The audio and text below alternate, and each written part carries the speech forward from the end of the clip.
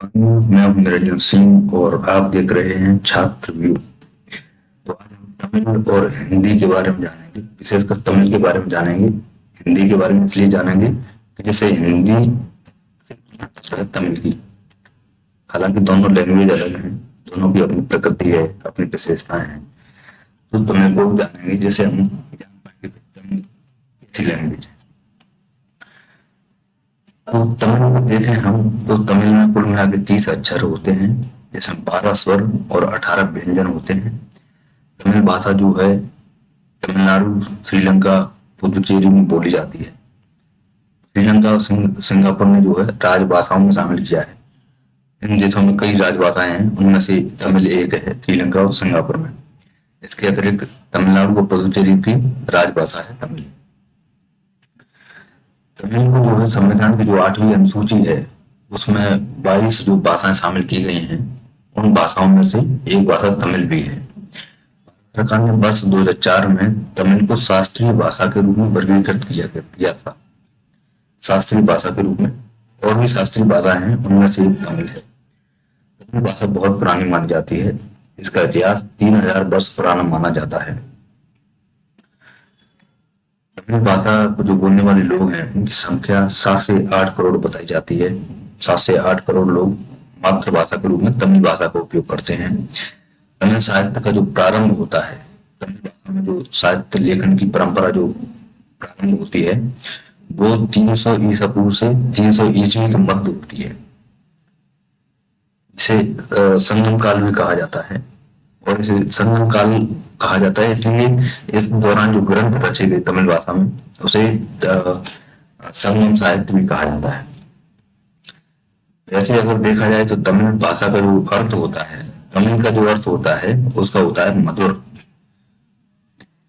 उसके बाद आप देखेंगे इस मैप में जो रेड कलर का एरिया जो पॉइंट आउट किया हुआ है, वहां जो रहने वाले लोग हैं वो तमिल भाषा का उपयोग करते हैं। तमिल भाषा यहाँ बोली जाती है।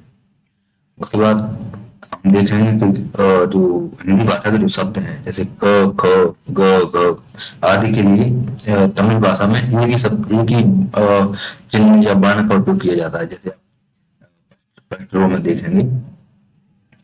उसके बाद जो है तमिल भाषा बट्टू एल्टू लिपि या तमिल लिपि में लिखी जाती है और तमिल लिपि की उत्पत्ति ब्राह्मी लिपि से हुई है। जैसे हम देखते हैं कि अशोक के काल में ब्राह्मी लिपि में लेख लिखे जाते थे, उसी प्रकार उसी लिपि से तमिल लिपि का उद्गम हुआ है, ब्राह्मी लिपि से। उसके बाद हम हिंदी भाषा को देखेंगे तो हिंदी भाषा में 52 अक्षर हैं, 11 स्वर, 41 व्यंजन हैं।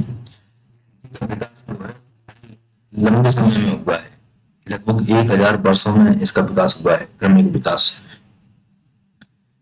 पहले संस्कृत भाषा थी, उसके बाद पाली, प्राकृत, अपभ्रंश, अवहट्ट और प्राचीन हिंदी, इन भाषाओं का क्रमिक विकास होता गया और वर्तमान में आधुनिक हिंदी प्रचलित है, जिसे हिंदी खड़ी बोली कहा जाता है। हिंदी भाषा जो अपने वर्तमान स्वरूप में 18वीं 19वीं सदी में विकसित हुई। हिंदी भाषा देवनागरी लिपि में लिखी जाती है। हिंदी भाषा इंडो यूरोपियन या इंडो आर्यन परिवार की भाषा है, जबकि हमने देखा था तमिल भाषा द्रविड़ परिवार की भाषा है। हिंदी भाषा की कई उपभाषाएं या बोलियां भी हैं, जैसे ब्रज, बुंदेली, अवधी। हिंदी भाषा में जो है जो खड़ी बोली है, खड़ी हिंदी बोली, उसको मानक हिंदी का मानक हिंदी माना जाता है, खड़ी बोली को। हिंदी भाषा में कई भाषाओं के शब्द समाहित हैं, जैसे संस्कृत, अरबी, फारसी, इंग्लिश के भी समाहित हैं। हिंदी भाषा मूलतः उत्तर भारत में बोली जाती है। उत्तर भारत के लगभग 9 राज्यों में से राजभाषा का दर्जा हासिल है। इसके अतिरिक्त नेपाल, दक्षिण अफ्रीका, युगांडा और जैसे अमेरिका, यूएई, जहां जहां इंडियंस रहते हैं वहां भी हिंदी भाषा बोली जाती है थोड़ी बहुत मात्रा में। हिंदी भाषा को हम देखें अगर तो हिंदी भाषा 18वीं 19वीं सदी तक मूलतः हिंदी नाम की कोई भाषा नहीं थी, हिंदुस्तानी भाषा हुआ करती थी। इस हिंदुस्तानी भाषा से 2 भाषाओं का उदय हुआ। उदय मुझे नहीं हुआ था, दरअसल बात यह थी कि जो हिंदुस्तानी भाषा देवनागरी लिपि में लिखी जाती थी उसे हिंदी कहा जाता था, और जो पर्शियन अरेबिक लिपि में लिखी जाती थी जो हिंदुस्तानी भाषा, उसे उर्दू कहा गया। इसलिए आप देखेंगे कि हिंदी और उर्दू में बोलने में तो समानता है, लेकिन लेखन में जो है अंतर आ जाता है, जबकि है दोनों हिंदुस्तानी भाषा ही है। उसके बाद जो है हिंदी जो है भारत की राजभाषा है, अंग्रेजी के साथ अंग्रेजी भी भारत की राजभाषा है। हिंदी विश्व की तीसरी बड़ी भाषा है बोलने वाले लोगों की संख्या के मामले में। उसके बाद भारत के 9 राज्यों की राजभाषा है, हमने देखा। फिजी एक देश है, उसकी राजभाषा भी हिंदी है। हिंदी को संविधान की आधी अनुसूची में शामिल 22 भाषाएं जो शामिल हैं, उनमें हिंदी को भी शामिल किया गया है। यह है वीडियो का अंत। Thank you.